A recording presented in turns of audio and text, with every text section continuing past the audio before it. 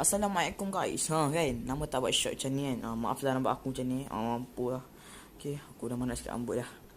So, pada short kali ni, siapa pernah tengok satu video yang bertajuk apa tahun 2024 masuk awal 2024, iaitu 26 hari bulan Januari 2024. So, dalam satu scene tu Irfan ada kata kawan Irfan suruh stop buat YouTube sebab cringe. Kalau kawan aku yang tengok ni kan, cuba kalau kau bayangkan, kau suruh aku stop buat YouTube sebab aku cringe.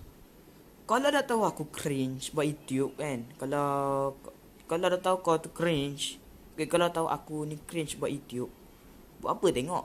Buat apa nak komen? Diam je lah. Betul korang? Betul tak? Betul lah yang fans aku ni, betul tak? Kalau dah tahu video aku tu cringe, tak payah tengok. Belah lah, tengok video lain.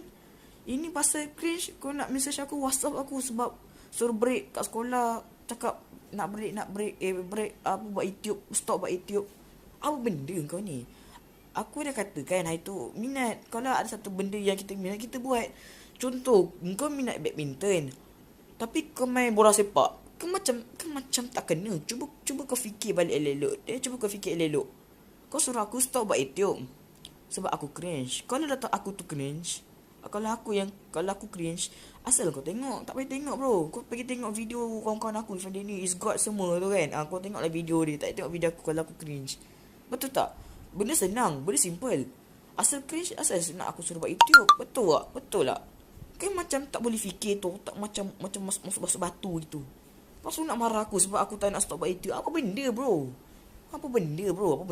Benda ada otak kan? Aku mengamuk kan. Dah tahu benda cringe, tak payah tengok.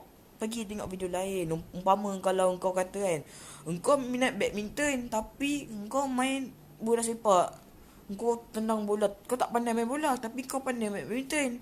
Kau macam bodoh kat situ, macam otaknya masuk air. Engkau kalau nak marah, cuba kau fikir apa yang kau cakap dulu. Okay, sebelum kita cakap apa yang kau cakap kan, fikir. Allah bagi otak untuk fikir, jawab guna hati.